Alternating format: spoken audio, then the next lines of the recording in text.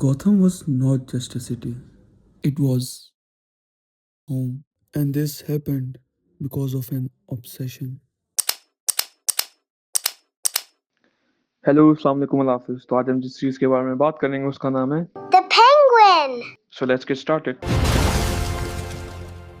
ये series directly take place करती है द बैटमैन 1 के आउटकम्स के बाद कि हमें यहाँ पे ये दिखाया जाता है कि गौतम पे कितना बड़ा इफेक्ट पड़ता है बैटमैन 1 के बाद। ये सीरीज मोस्टली तो द पेंगुइन के अराउंड ही रिवॉल्व करती है कि किस तरह ये एक लो लेवल क्रिमिनल से एक बॉस बन जाता है, उसी तरह का ही बॉस जो हम लोग कॉमिक्स में देखते आ रहे हैं आज तक। और हर एपिसोड की तरह इस एपिसोड को भी हम लोग 4 हिस्सों में डिवाइड करेंगे, एक्टिंग, डायरेक्टिंग, राइटिंग और ओवरऑल। अगर एक्टिंग की बात की जाए तो एक्टर्स एज ऑलवेज बहुत ही ऑन पॉइंट थे। जब आप इतने बड़े एक्टर्स लेते हो तो ये ऑब्वियस ही बात होगी कि उनकी एक्टिंग अच्छी ही होगी। लेकिन यहाँ पे ये मसला था कि जो आपके पास जो बच्चे का कैरेक्टर था द किड, उसका नाम विक्टर, लेकिन यहाँ पे ये मसला था जो विक्टर का कैरेक्टर था वो कैरेक्टर तो अच्छा था, लेकिन जो एक्टर था मुझे स्टार्टिंग में यही महसूस हुआ कि वो बहुत ज़्यादा ओवर एक्टिंग कर रहा है। जो स्टार्टिंग बिल्कुल इनिशियल एपिसोड थी उसमें तो ऐसा ही मुझे महसूस हुआ, लेकिन जैसे जैसे हम उस कैरेक्टर को ज़्यादा जानते हैं उसके बारे में हमें और चीज़ें पता चलती हैं तो हमें यही लगता है कि ठीक है ये कैरेक्टर है ही ऐसा, लेकिन स्टार्टिंग में फिर भी यही फील आती है कि उसने बहुत ज़्यादा ओवर एक्टिंग की थी। अब ऑज का कैरेक्टर कॉलिन फेरल हमें पता है कितना अच्छा उस शख्स ने निभाया था द बैटमैन में, और द पेंगुइन सीरीज में उसने इसको एक अलग ही चांद एक अलग ही लेवल पे ले गया है। तो उसके बारे में बात हम करें या ना करें चीज़ सेम मिलेगी। और यहाँ पे हमें एक और कैरेक्टर भी मिलता है जो है सोफिया फेल्को। एडिटर क्लिप रोल करो जल्दी से। Wow. Look at everyone. एक मिनट, ये जो शख्स है तुम मुझे कहना चाह रहे हो तुम मुझे कहना चाहते हो ये शख्स एक अंडर बॉस है? अरे डस्टबिन से ज्यादा अच्छी अंडर बॉस बन सकती है ये क्या है? अच्छा, वापस सोफिया फेल्कोन पे आते हैं कि ये क्या मसला है मैट्रिक्स के साथ, इतने प्यारे प्यारे लोग क्यों रखते हैं वो? इस सीन को देखने के बावजूद भी लोग गे हैं।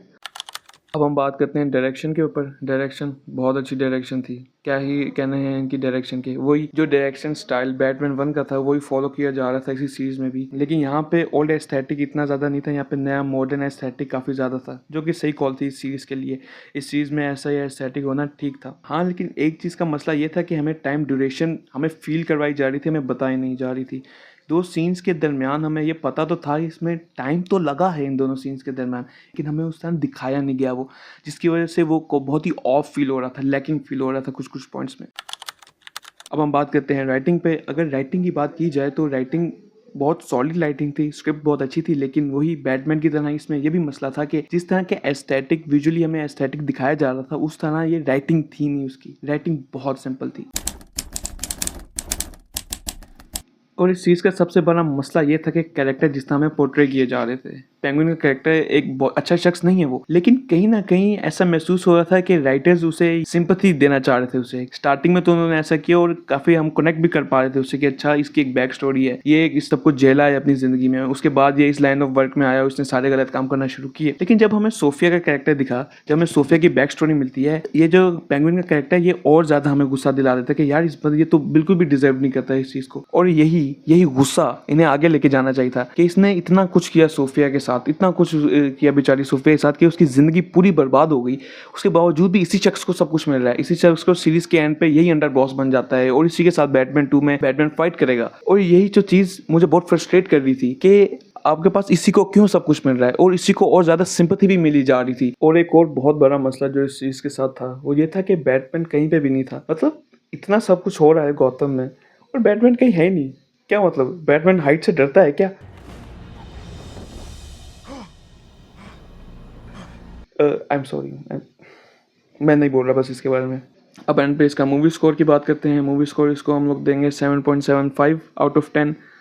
लाइक शेयर सब्सक्राइब करना ना भूलिएगा। आपको नेक्स्ट वीडियो में देखेंगे। बाय।